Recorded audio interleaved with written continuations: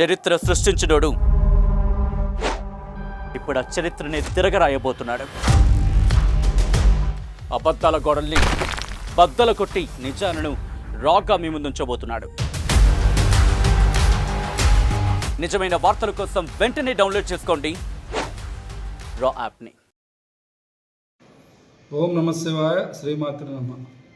ఈరోజు స్థానిక సెంచుగూడెలకు సంబంధించినటువంటి సెంచు భక్తులకి స్వామి అమ్మవార్ల ఉచిత స్పర్శ దర్శనం, అదేవిధంగా అమ్మవారి గర్భాలయ ప్రవేశంతో వారికి ప్రత్యేక పూజలను ఏర్పాటు చేయడం జరిగింది.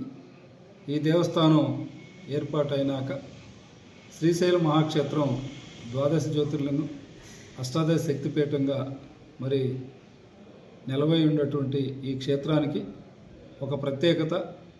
అందులో భాగంగా ఇక్కడ ఉన్నటువంటి చెంచులు స్వామివారిని వారి యొక్క అల్లుడిగా, అమ్మవారిని వారి యొక్క ఆడపడుచుగా, వారిద్దరిని వారి యొక్క కుటుంబ సభ్యులుగా భావించి గతంలో ఇక్కడ ఉన్నటువంటి ఆచార వ్యవహారాలని పరిశీలించినప్పుడు స్వామి అమ్మవార్లకు జరిగేటువంటి నిత్య కైంకర్యాల్లో వారు ప్రసాద వితరణ కూడా చేసినట్లుగా స్థానికుల ద్వారా తెలుస్తూ ఉంది.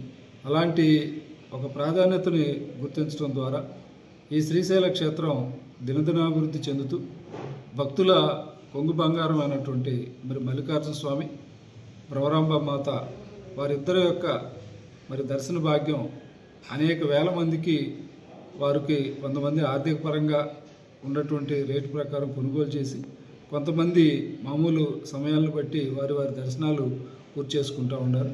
కానీ సెంచులకు సంబంధించినటువంటి వారు ఏదైనా మామూలుగా వచ్చినప్పుడు మాత్రమే స్వామి అమ్మవారిని దర్శించుకుంటున్నారు తప్పితే విడి రోజుల్లో పూర్తి స్థాయిలో ఈ దేవాలయ పరిసరాల్లో ఏదైతే సిబ్బంది కొంతమంది వారి కుటుంబ సభ్యులుగా పనిచేస్తున్నారో వారు తప్పక ఎక్కువగా ఈ సెంచు కుటుంబాల ప్రజలు ఈ దేవాలయ పరిసరాల్లో ఉన్నట్లుగా గమనించలేదు ఇప్పటి వరకు.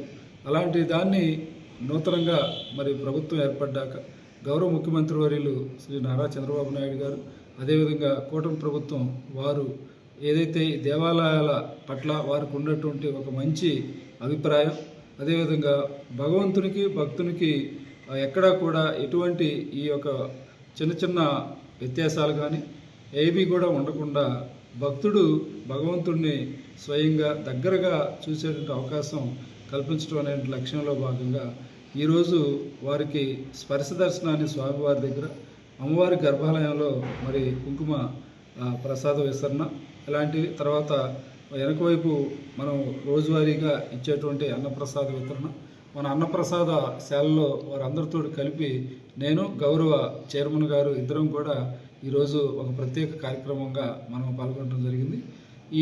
దీనికి ప్రత్యేకించి నేపథ్యం కూడా ఉన్నది.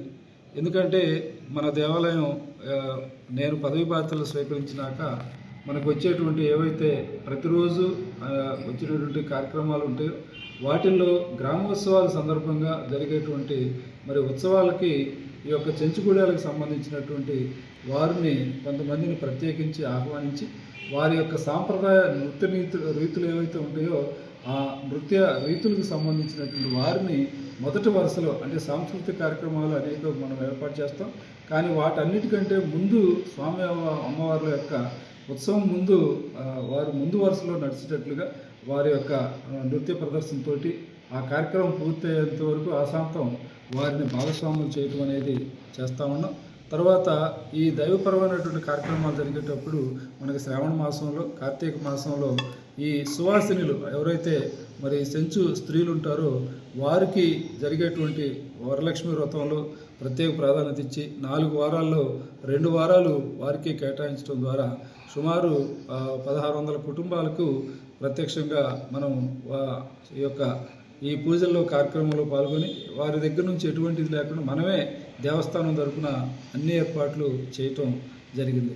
తర్వాత మనం కోటి దీపోత్సవాన్ని ఈ సంవత్సరం కొత్తగా పెద్ద ఎత్తున ఏర్పాటు చేసాం. ఆ కోటి దీపోత్సవంలో కూడా వారిని సుమారు 500 నుంచి 800 కుటుంబాల్లో సువాసినులు ఎవరైతే ఉన్నారో వారిని కూడా ఆ యొక్క కోటి దీపోత్సవంలో భాగస్వాములు చేయటం జరిగింది. వీటన్నిటినీ ప్రత్యేకించి ఒకసారి మనం చూసినప్పుడు చెంచు కుటుంబాలు స్వామి అంటే మల్లన్న ఆ యొక్క భక్తులుగా వారి యొక్క కుటుంబ సభ్యులుగా భావించినటువంటి నేపథ్యాన్ని మరలా ఆ యొక్క స్వామి అమ్మవారిని వారి కుటుంబానికి ఇంకా అత్యంత చేరువుగా చేయాలనేటువంటి తలంపుతో ఈ నూతనంగా ఏర్పడినటువంటి పాలక వర్గంలో మొట్టమొదటిగా ఈ యొక్క కార్యక్రమాన్ని చేపడదాము.